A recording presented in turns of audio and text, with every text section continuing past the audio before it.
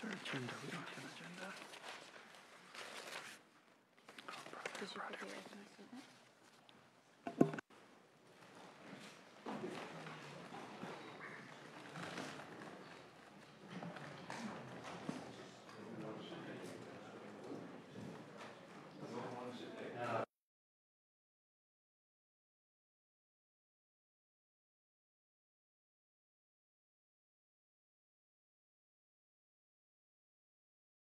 Welcome to this oversight hearing of the Senate Energy, Telecommunications, and Energy, Utilities, and Telecommunications Committee. Sorry about that. Should at least get that right. The history of the public, today we're going to hear a report from the Public Utilities Commission. This is the annual report. This is required by statute that the Public Utilities Commission leadership and the commissioners and staff come before this Senate committee to report on their annual activities. And I always like to go back a little to the purpose of this hearing and the intent, what we're trying to establish here. And to do that, to give a good overview, I think we have to recognize the historical reasons that we're here today. The Public Utilities Commission was established in 1911, and to try to set up the atmosphere back in 1911, what was happening. We had a very progressive governor, Hiram Johnson, that was dissatisfied with the legislature's ability to adequately advocate for people's interests in the state. In particular, the railroads had quite a stranglehold over this building, and he developed a whole process, the initiative process. The initiative process was born simply to put an initiative on the ballot that would allow for public input as to regulating the railroad industry's power in the state. That subsequently led to the creation of the PUC in 1912 with an expanded scope of also looking at not only railroads, but expanding the Commission's regulatory authority to include natural gas, electricity, telephone, and water companies as well. In 1946, the commission was named the California Public Utilities Commission. So the idea was that you create an organization that's independent, that is not influenced by politics, that can independently advocate for the interests of the state. And through those years, there was created another imbalance where people felt, well, the PUC is not adequately advocating for consumers' interests, and the ratepayers are actually not being represented fairly, and that led to the establishment of the Office of the Ratepayer Advocate. And today we're also going to hear from the Office of the Ratepayer Advocate, who was created in 1984 for the purpose of trying to create this counterbalance to a situation in our state where we have created a sorts of a monopoly in the delivery of certain services like electrical services, for example, and that there was no counterbalance to the power of these organizations and the way we established them for the purpose of providing reasonable services to the community. Now, we've had a lot of issues in the press come in today that deal with whether that process is even, with the existence of the Ratepayer Advocate and the PUC, whether that is achieving its intended goal of creating an independent commission to advocate for the interests of the people of California. There have been lots of information that has come out publicly that suggests that there's been an erosion in that ability to provide independent services to the people of California. We have seen the release of thousands of communications in the form of text messages, emails, or emails and letters that suggests that there's still an imbalance in this area where the utilities have amazing access to our commissioners, while other members of the public who don't have the financial resources or the sophistication or the financial interest do not. And you know, when you consider that a lot of us who run for office have to completely always subject ourselves to the opinion of the voters, and I think it's a very important process that the people of our state provide input into who their leaders are.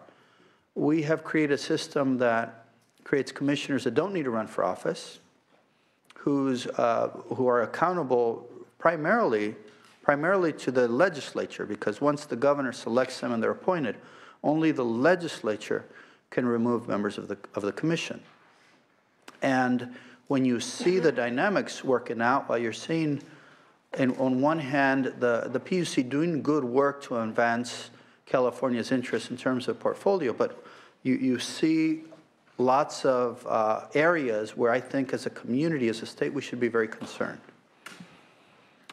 We have a new president that has come on board. I have met him. He's a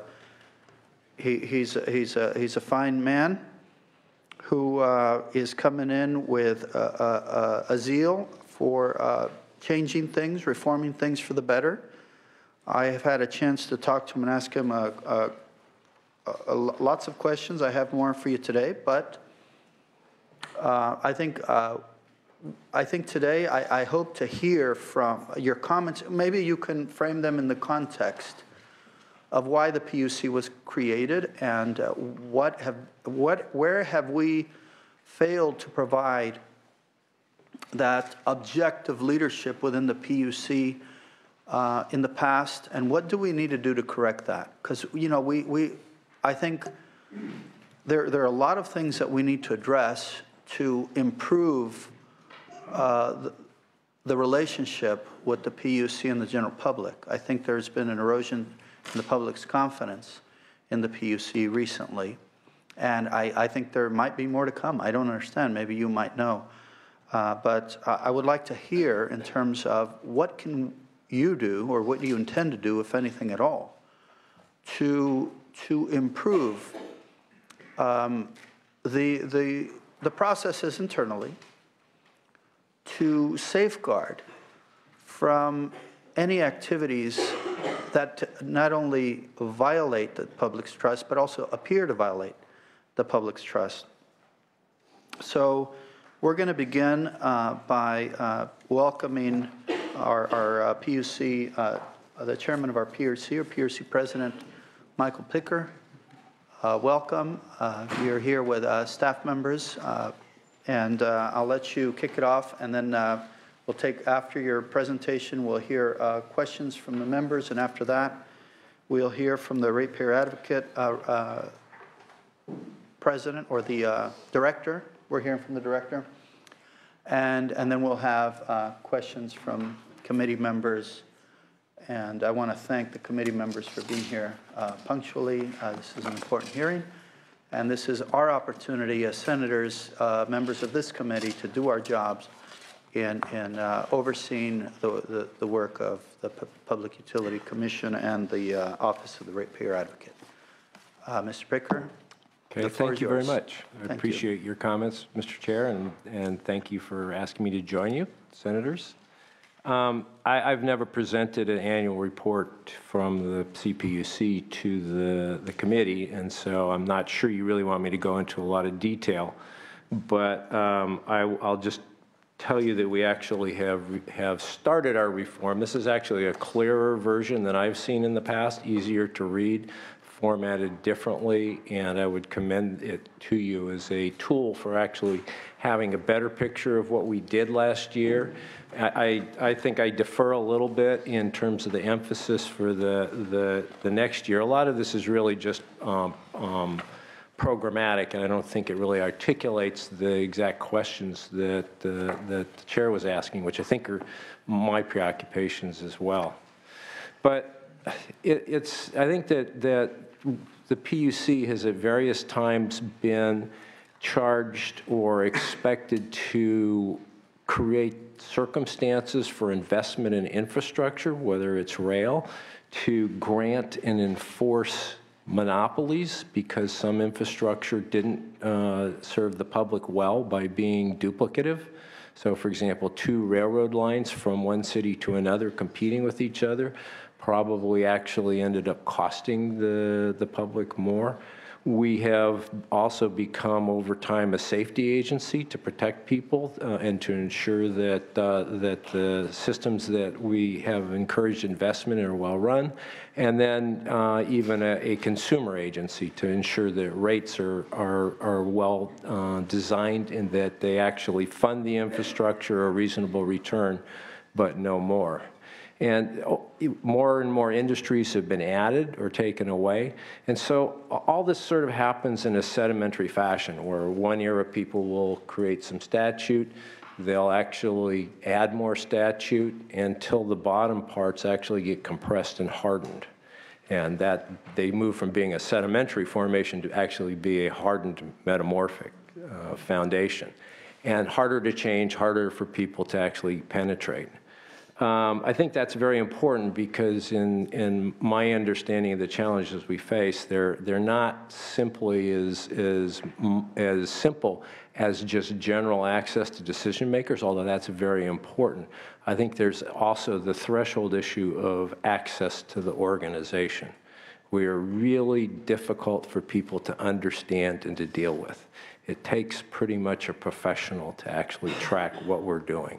And I will confess that as a commissioner and as the president, I still don't understand how things get done in many ways at the PUC. I actually have very good professionals who can help me navigate that.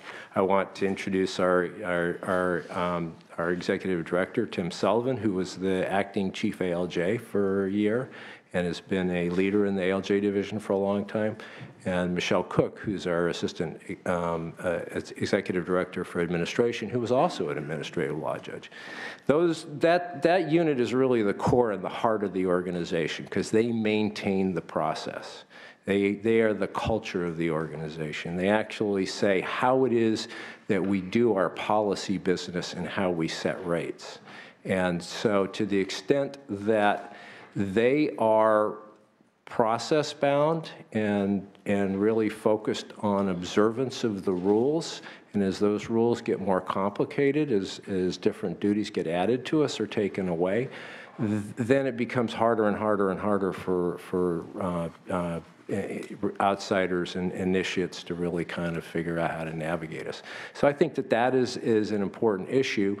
I'll come back to some of these, but I also just want to point out that over time, we started out with rate making and the ability to set rates for many of these regulated industries, but it's all changed. We still have the ability to set rates and a variety of other terms and conditions for the electric industry, the gas industry, and the privately owned water industry.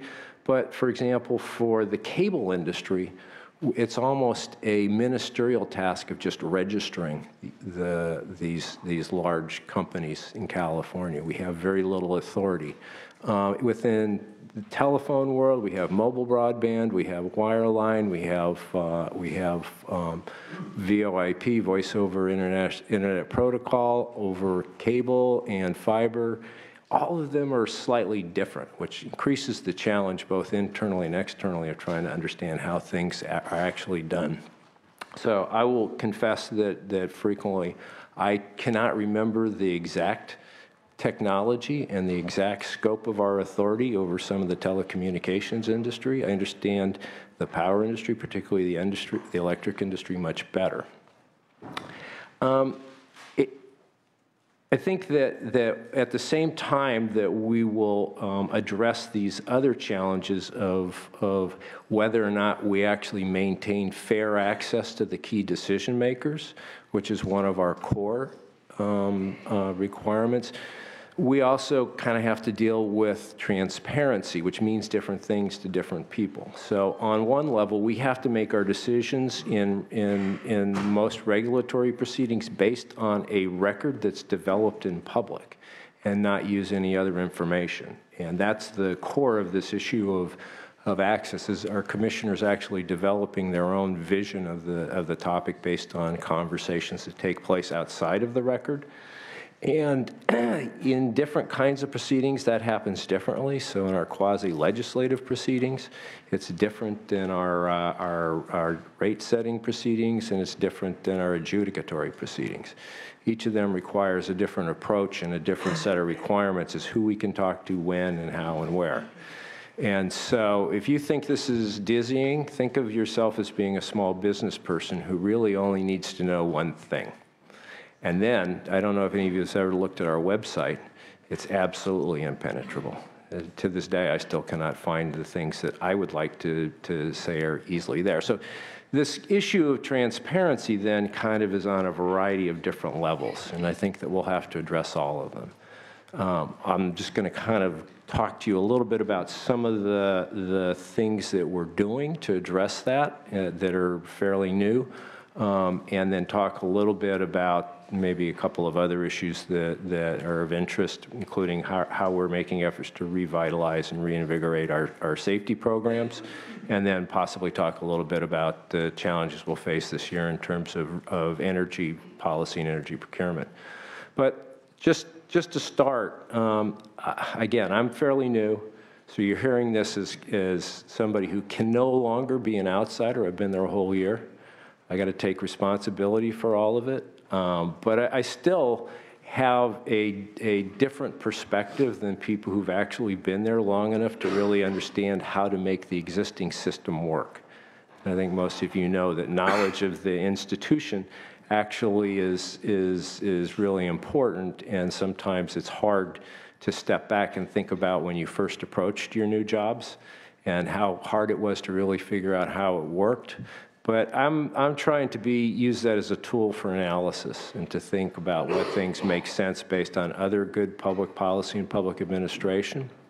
So one of the things that I noticed the first day I got there is there's no job description for commissioners. There are not a set of expectations aside from statute as to what commissioners do. Generally, your staff breaks you in and helps you figure it out. And we have good staff, and so, but you tend to pick up a series of patterns rather than to be able to think about how it works for somebody outside, and I've really struggled to preserve that. So one of the things that I've talked to the commissioners about, and I think that they are ready to step in and engage on, is actually taking more of a role in terms of the organization itself. So what is the role of a commissioner? What expectations do we have of each other? What expectations should the public have of us? How do we meet to talk about these things outside of our business meetings, which are always full of the day-to-day regulatory business of the organization? How do we actually set up a new structure for governance that actually discusses the delegations that you and the legislature have given to the commissioners, lays out expectations for staff and metrics for actually figuring out whether we're making progress in the ways that you expect us to and that we as commissioners expect the organization to do? And so we're going to start meeting in 3 committees. One is on administration and finance, and that subcommittee will actually be the linkage to a strategic planning process that I'll come back to. We'll also set expectations for our 3 direct reports, the executive director, the general counsel, and the chief ALJ. We'll formalize that in public discussion and a public vote. We will have a governance policy committee that will actually start to talk about how we set that kind of expectations for the staff, and we actually can measure progress and actually then from there say, are we asking for the right things, or are we just not doing it well? Because I don't think at this point we can actually say that always. And then I think we will have a third one, which is going to focus somewhat on modernization, which is some of the things that I've looked at.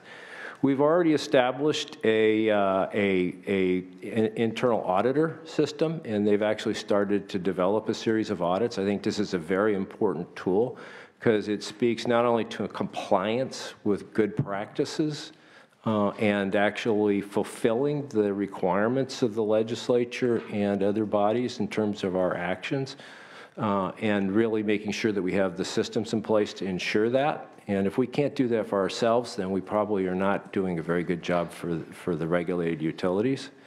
And I think that we also have started the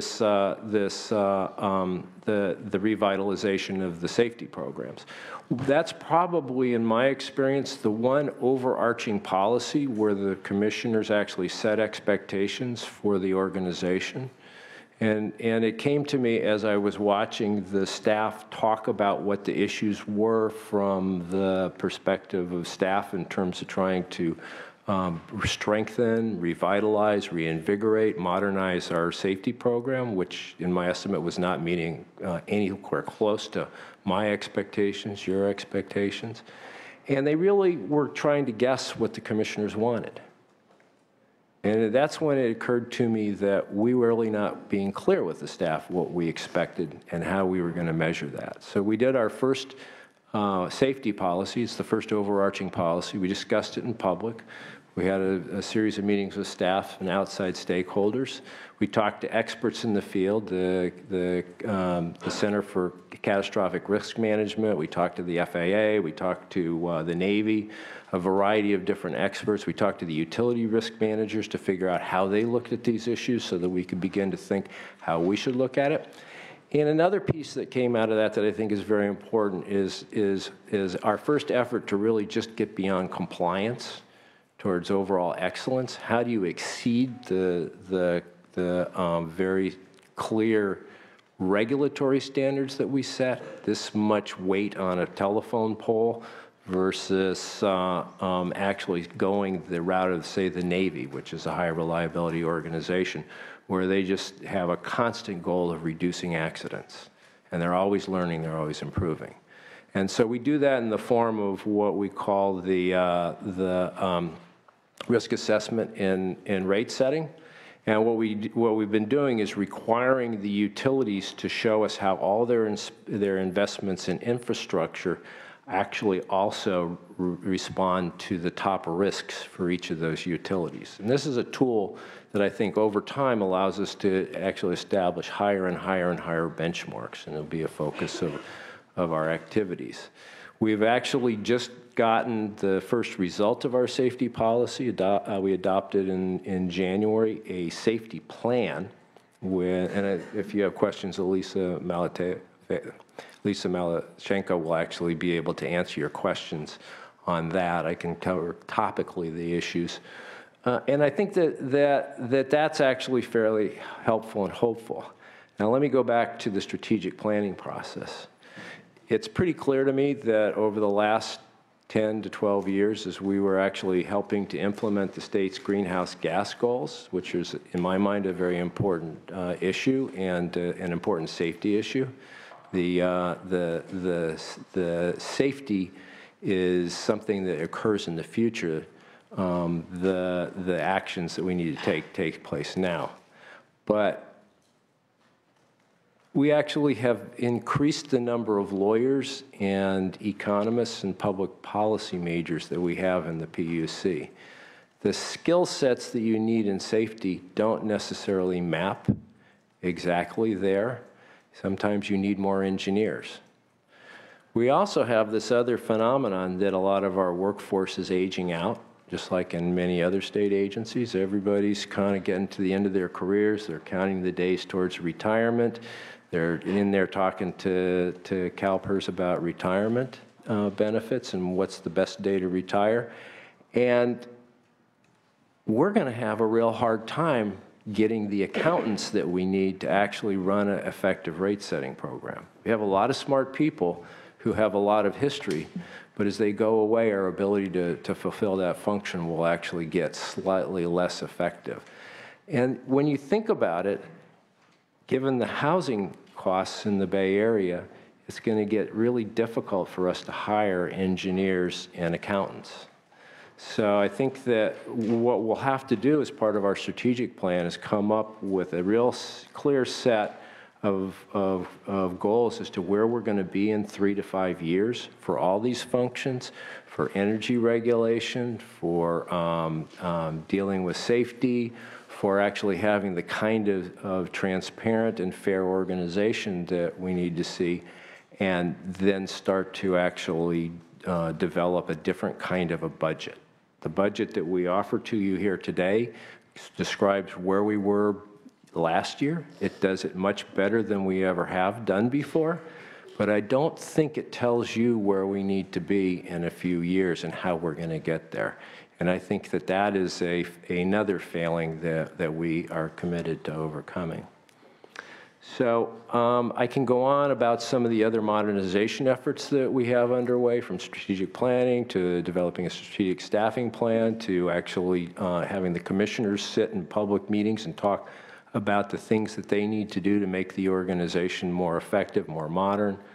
I'll just say that we have a 2-page fact sheet of a lot of those things that we're putting into place. It's kind of daunting to think that we're going to try to force these things along in the next 1 to 2 years.